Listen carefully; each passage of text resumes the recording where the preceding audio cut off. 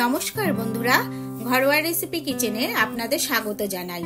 আশা করি আপনারা সকলেই ভালো আছেন। আজ কুচো চিংড়ির রসার রেসিপি নিয়ে হাজির হয়েছি। কুচো চিংড়ি তো অনেকেই অনেকভাবে খেয়েছেন, কিন্তু আমি যেভাবে এই কুচো চিংড়ির রসাটা তৈরি করব, একবার এইভাবে তৈরি করে খেয়ে দেখবেন, খেতে কিন্তু অসাধারণ হয়। আর এই রেসিপিটি খুব সহজেই আপনি তৈরি করে নিতে পারবেন। তাহলে চলুন বন্ধুরা, দেখে নেওয়া যাক আমি কিভাবে এই রেসিপিটি তৈরি করলাম। এখানে আমি 500 গ্রাম এই কুচো চিংড়ি নিয়েছি। আর এই কুচো চিংড়িগুলোকে আমি খুব ভালো করে ধুয়ে নিয়েছি 7-8 বার ধরে, কারণ এর মধ্যে কিন্তু অনেক ধরনের দেখবেন নোংরা থাকে। ধুয়ে নিয়ে আমি একটা ঝুড়ির মধ্যে এইভাবে জল ঝরাতে দিয়ে দিয়েছিলাম। এবার এই চিংড়ি মাছগুলোকে আমি একটা পাত্রের মধ্যে নিয়ে নিচ্ছি।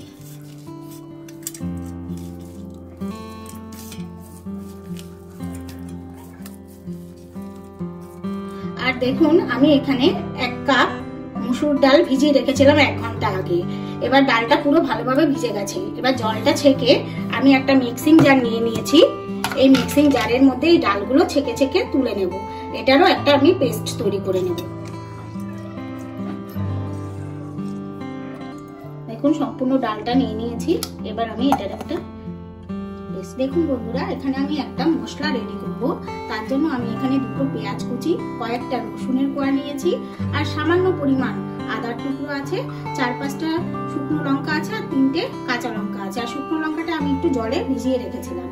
এবার আমি এই সমস্ত জিনিস একটা পাত্রে নিয়ে নিচ্ছি।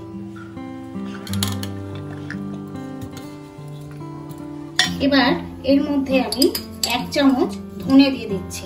দেখুন, গোটা ধনে, 1 চামচ সাদা সর্ষে, 1 চামচ কালো সর্ষে, আর 1 চামচ জিরে, আর সাথে কয়েকটা গোটা গোলমরিচ। এবার আমি এর মধ্যে সামান্য পরিমাণ একটু হলুদ দিয়ে নেব, আর 2 চামচ মতো সর্ষের তেল দিয়ে দেব, আর সাথে অল্প পরিমাণ জল। এবার এগুলোকে খুব ভালো করে একটু মিশিয়ে নেব। মিশিয়ে আমি এর একটা সুন্দর পেস্ট তৈরি করে নেব।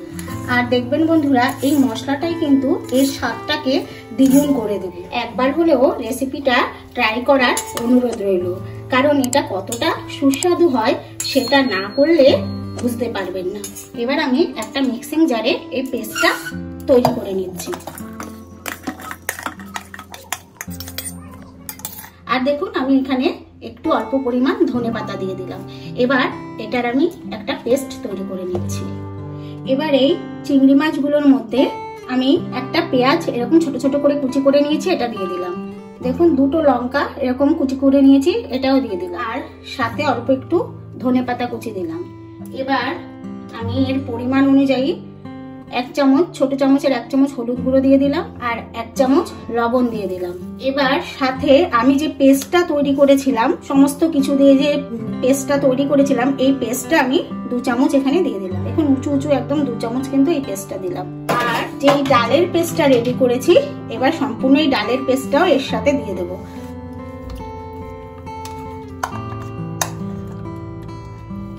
এবার এই সমস্ত কিছুকে খুব ভালো করে আমি মেখে নেব। খুব ভালো করে এগুলো সব একসাথে মেখে নিতে হবে। দেখুন, আমি কিন্তু খুব ভালো করে এগুলোকে মেখে নিয়েছি। এদিকে আমি একটা গ্যাস জ্বালিয়ে কড়াই বসিয়ে দিয়েছি। কড়াইটা গরম হয়ে গেছে। এবার আমি এর মধ্যে কিছুটা সাদা তেল ঢেলে দেব। দেখুন, তেলটা আমার ভালোভাবে গরম হয়ে গেছে। এবার আমি গ্যাসের ফ্লেমটাকে একটু লো করে দিচ্ছি, কারণ তা না হলে এই চিংড়ি মাছের বড়াগুলো যে আমি রেডি করব, একদম সাথে সাথে পুড়ে উঠবে। এবার আমি এরকম ছোট ছোট করে এইভাবে ঠিক এক একটা রেডি করে নেব।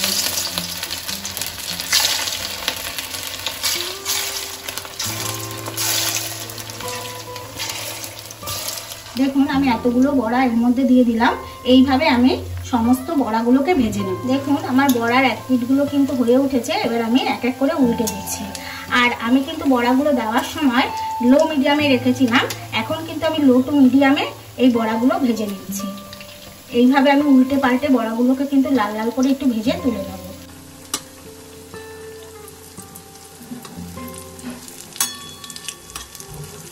দেখুন আমি উল্টে পাল্টে একদম লাল লাল করে ভেজে নিয়েছি। আমার কিন্তু ভাজাটা হয়ে গেছে। এবার আমি সব তুলে নিচ্ছি।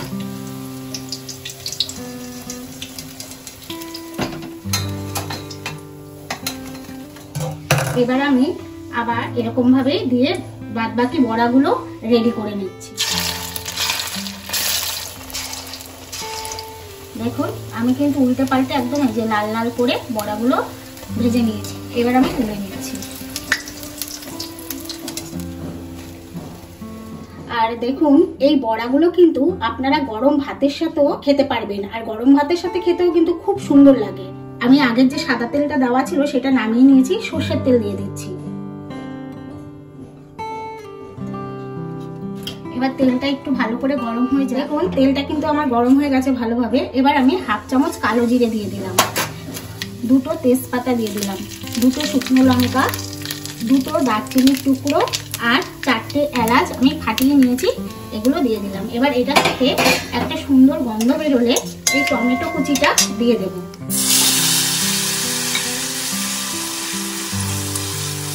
দেখুন টমেটোটা দেওয়ার পর আমি একটু নাড়িয়ে নিয়েছি। এবার টমেটোটা যাতে তাড়াতাড়ি মরে যায় তার জন্য আমি পরিমাণ মতো লবণ দিয়ে দিলাম। আর সাথে আমি এই ছোট চামচের 1 চামচ কাশ্মীরি লঙ্কার গুঁড়ো দিয়ে দিলাম সুন্দর কালারের জন্য। আর 1 চামচ আমি হলুদ গুঁড়ো দিয়ে দিলাম, এই ছোট চামচের 1 চামচ। এবার এর সঙ্গে খুব ভালো করে এটাকে মিশিয়ে নেব। দেখুন টমেটোটা কিন্তু আমার একদম সম্পূর্ণ ভালোভাবে মজেও গেছে, ভালো মতো সেদ্ধ হয়ে গেছে, মজেও গেছে। এবার আমি যে পেস্টটা তৈরি করেছিলাম সেই পেস্টটা সম্পূর্ণ দিয়ে দিচ্ছি। এবার এই পেস্টটা দিয়েও খুব ভালো করে এটাকে কষিয়ে নেব।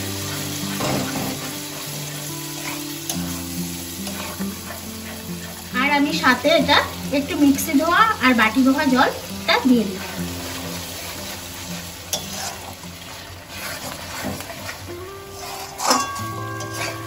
দেখুন বন্ধুরা আমার এটা কিন্তু খুব ভালোভাবে মশলাটা কষানো হয়ে গেছে। এর গা থেকে কিন্তু দেখুন তেলটা ছেড়ে দিয়েছে। মশলাটা আমার সম্পূর্ণভাবে রেডি হয়ে গেছে। আর কড়াইয়ের সাথেও এই দেখুন লেগে যাচ্ছে। এবার আমি এখানে একটু গরম জল করে রেখেছি উষ্ণ, সেই গরম জলটা দিয়ে দিলাম।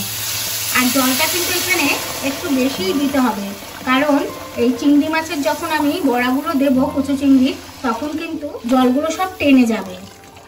এবার জলটা খুব ভালো করে ফুটে উঠলে তারপর আমি চিংড়ি মাছের বড়াগুলো দিয়ে দেবো। দেখুন বন্ধুরা আমার কিন্তু এই যে ঝোলটা খুব ভালো করে ফুটে উঠেছে।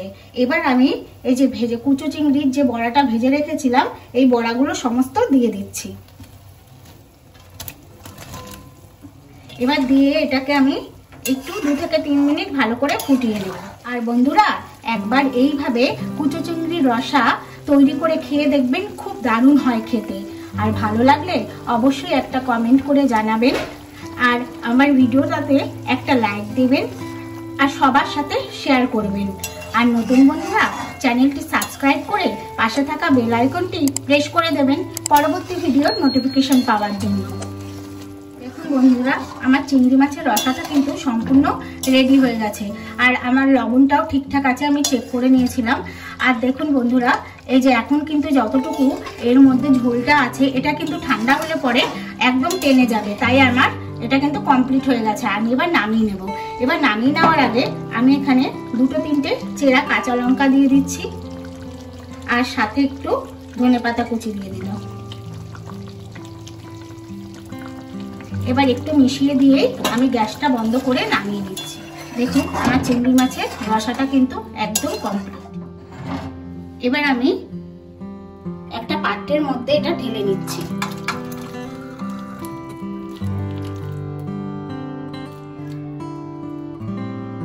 এবার আমি গার্নিশ করার জন্য উপর থেকে একটু ধনেপাতা কুচি দিয়ে দিচ্ছি।